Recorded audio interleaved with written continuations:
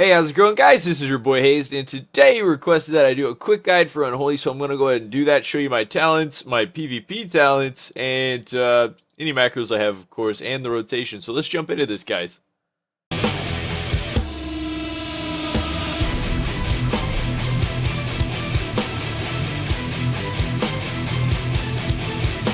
Of course, you got to know what talents you're using before you can even do anything, guys. So level 56, I mean, first thing before we start is you got to understand there's a lot of builds you can use as Unholy that actually work, but I'm going to show you what I like to use personally, more focused towards double DPS. I've also used this in 3s, and it's done a ton of damage, a ton of AoE pressure, so it seems to work well for that too.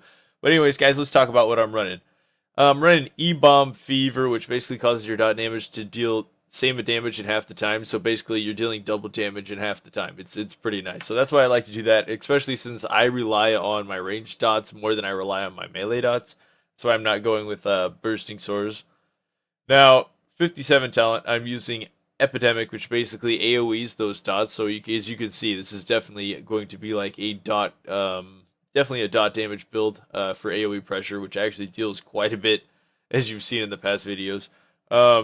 So the other thing this is also going to do is building up this kind of dot build is also going to make it so you can kite people a lot better, because Unholy DKs get nuked a lot. You will get nuked a lot on Unholy DK, and you're going to have to kite. So being able to cause all this range damage from all the way across the map or from behind a pillar, it's going to be very, very mechanically superior in any kind of double DPS situation. And the number 58 talent we're using is Clawing Shadows, which makes basically your Scourge Strike ranged and also bursts one of the Festering Wounds on a target. So, I mean, that's an absolutely amazing ability for kiting too. So, I mean, really, the build that we're going for right now makes it so you really don't have to get too close to your target at all. Because I'll also build up Festering Runes from Infested Claws from my pet. So, I don't even have to get near him for that. I can build up my Festering Wounds from 20 yards away while I'm putting dots on everybody, and then nuke a single target with cooldowns with my pets on them and just blow them up. Number 75, I'm using Corpse Shield, which is basically like a 90% health shield. Basically, it sinks all your pet's health. Any damage you tank basically goes to your pet. You only take 10% damage. It's pretty amazing. It's basically like a bubble if you have a lot of health on your pet, of course, and you can summon your pet quite often on an Unholy DK, so it makes that ability really, really strong for an Unholy. And I told you Infected Claws for 90, so I can be more ranged. And of course, level 100, I like to use Dark Arbiter, of course, because, kiting. Soul Reaper's cool, but nah. Defile's cool, but nah. But Dark Arbiter, yeah.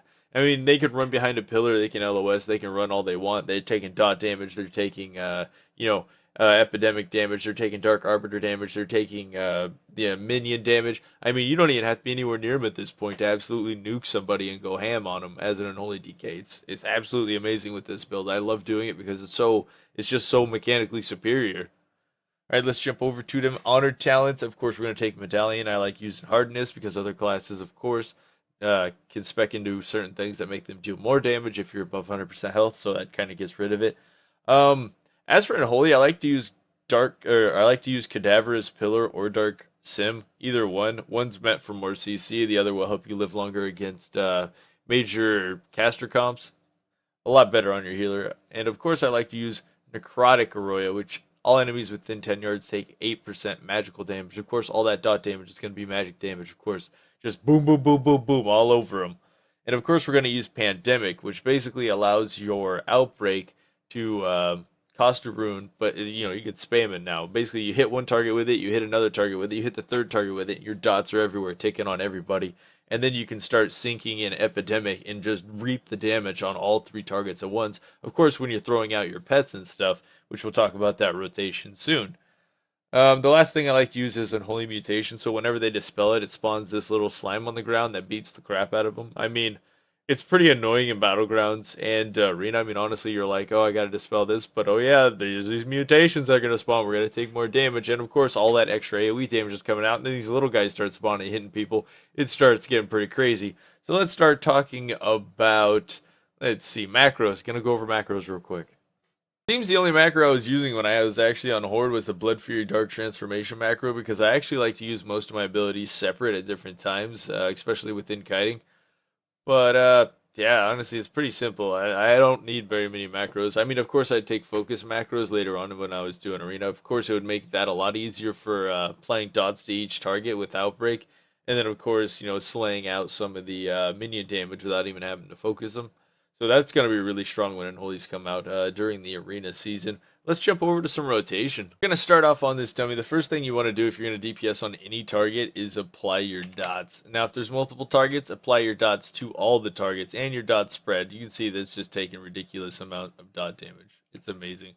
In a perfect world, if I'm not being focused, of course, I'm going to open up with Festering Strikes and try to stack up my Festering Wounds. And then, of course, if there's multiple targets, like I said, I'm going to hit Epidemic and just reap in just tons of AoE damage while I'm putting out pressure on this target.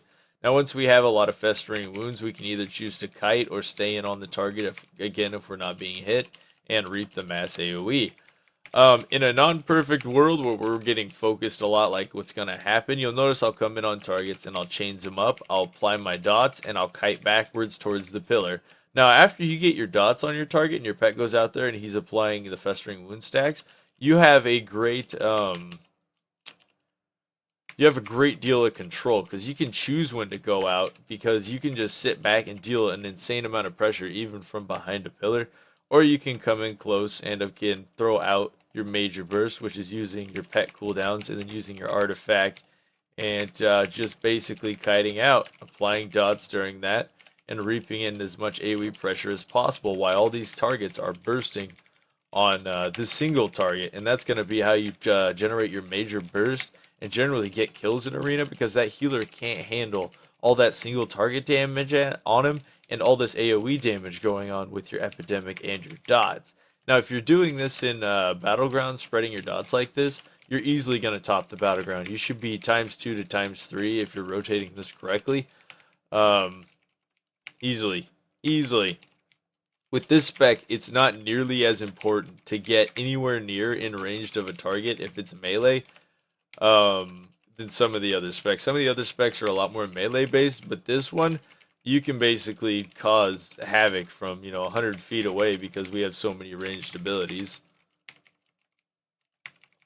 That's going to be it for rotation and cooldown. Defensives, of course, we have IBF for some damage reduction. It doesn't heal like Frost does. We have AMS, which is anti-magic cell absorption, and of course we have Corpse Shield, which we talked about that just a little bit ago. But that's going to be it, I believe, for this video. We went over talents, we went over rotation, we went over what macros we didn't have because we actually like using most of the stuff separately with this class, of course. And, of course, since we don't have burst trinkets anymore inside PvP, inside BGs or Arena, it makes it a lot less bursty, of course. We don't need no macros, I guess. I mean, besides focus macros later on. Anyways, that's going to be it for this video, guys. If you liked it, leave a like. And until next time, this was your boy Hazzed.